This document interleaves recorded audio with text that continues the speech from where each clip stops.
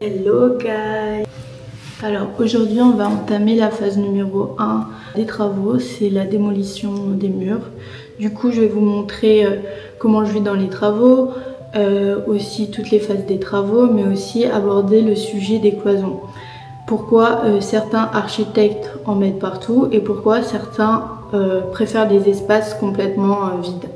Alors, la première étape, c'était de se rendre chez le roi Merlin pour acheter le matériel pour casser les cloisons et pour protéger l'appartement. Donc là, je vais vous faire un petit unboxing. Donc ça, c'est du papier pour protéger le sol, comme pour la peinture. Avec ça, j'ai acheté 120 sacs de gravats, une paire de gants pour se protéger. Ça, encore pour les murs et le sol, protection anti-poussière. Idem, protection pour meubles, du scotch, un masque, un marteau, des lunettes de protection, un burin, du scotch, des scies et un escabeau. Ça, je ne l'ai pas acheté, ça m'a servi à rien au final. Donc, deuxième étape, je prends le temps de bien protéger le sol. C'est hyper important parce que après le nettoyage, c'est hyper galère. Même si les bâches vont être trouées par les gravats, c'est toujours plus facile. Donc ça prend énormément de temps, mais c'est primordial de tout protéger.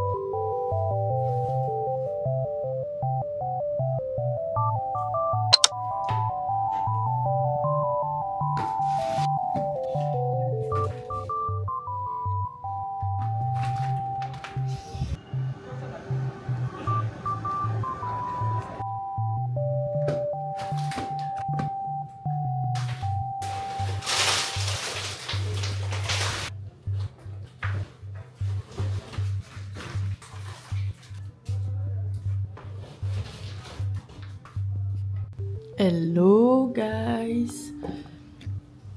Aujourd'hui c'est le jour 3 des cassages de murs et tout. En vrai c'est un peu difficile, mais ça va le faire. Aujourd'hui je vais prendre une pause parce que j'ai super mal aux mains. Même si je mets des gants et tout, ça se voit, j'ai pas l'habitude de péter des trucs. Du coup j'ai acheté ça. Je sais pas si ça fonctionne bien et tout. Ce qu'on va faire, c'est qu'aujourd'hui je vais vraiment m'occuper des gravats, de les casser et de les mettre dans les sacs parce que là j'ai tout regroupé.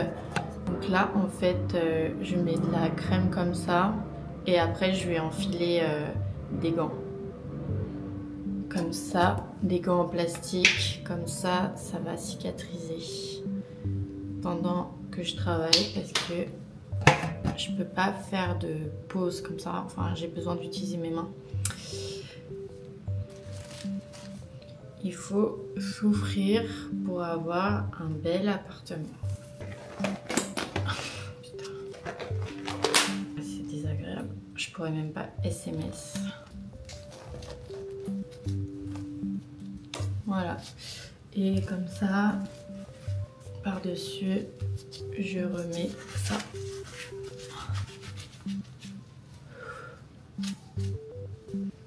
J'espère que ça va marcher. Parce que je souffre très fort. Donc ça c'est tout les gravats que je dois faire. Là j'ai commencé à remplir les sacs, mais je dois casser tout ça pour les mettre dans le sac.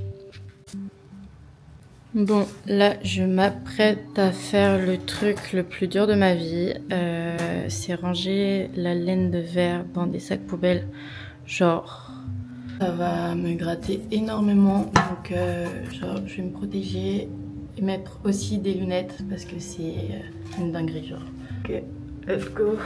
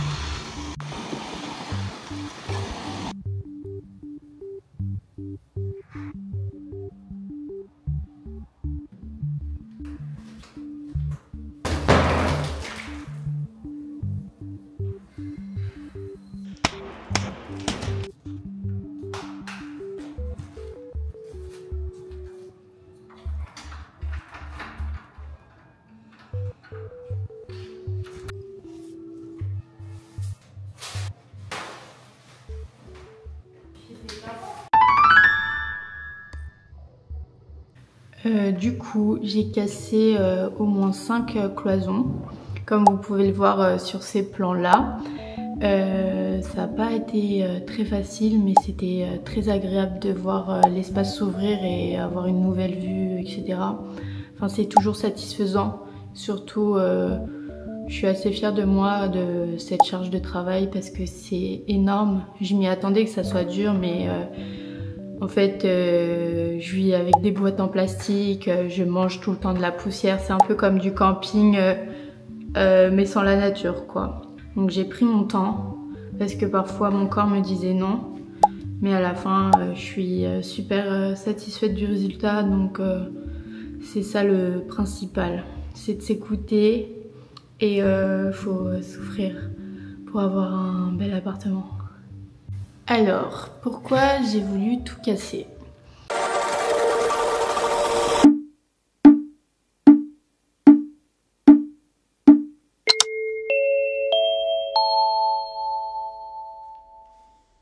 Alors, les cloisons, c'est un sujet qui divise les architectes. Ça commence à l'Antiquité et au Moyen-Âge. L'habitat populaire fonctionnait en grandes pièces uniques à multifonctions où toute la famille se vivait dans la même pièce en fait. C'est du coup au 19e siècle qu'apparurent les appartements haussmanniens. Chaque fonction avait sa pièce et les murs marquaient la hiérarchie sociale.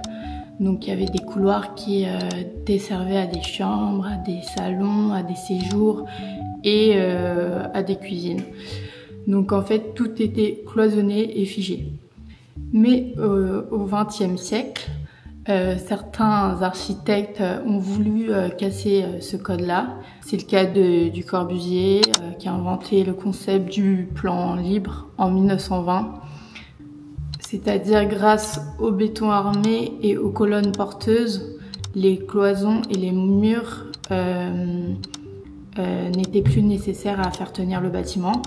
Du coup, ça devenait presque secondaire. Du coup, on a pour résultat un espace ouvert, fluide et où la lumière circule vraiment.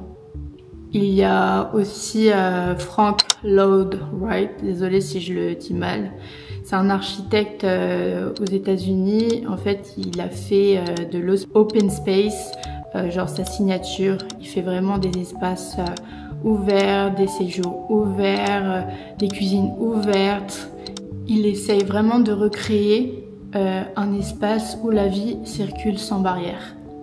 Aujourd'hui, il y a Jean Nouvel et Rem Koolhaas qui jouent avec les cloisons, soit en l'abolissant totalement pour créer des espaces vraiment ouverts, soit en jouant avec les cloisons, c'est-à-dire la rendre translucide, mobile ou coulissante. Moi, perso, je me sens beaucoup mieux sans cloison parce que j'ai la visibilité sur tout, j'ai pas d'angle mort. Je trouve que la lumière, elle est complètement différente et ça respire mieux, je me sens beaucoup plus libre sans cloison. Alors oui, genre casser un mur c'est difficile, mais c'est aussi symbolique parce que c'est casser une barrière pour rendre l'espace plus libre. Bon, maintenant que tout est cassé, les murs et tout, va falloir tout reconstruire, c'est-à-dire genre les bases, la plomberie, l'électricité, mais aussi la conception d'une cuisine. Donc, pour ne pas rater ça, abonne-toi. Et en attendant, je te fais des gros bisous.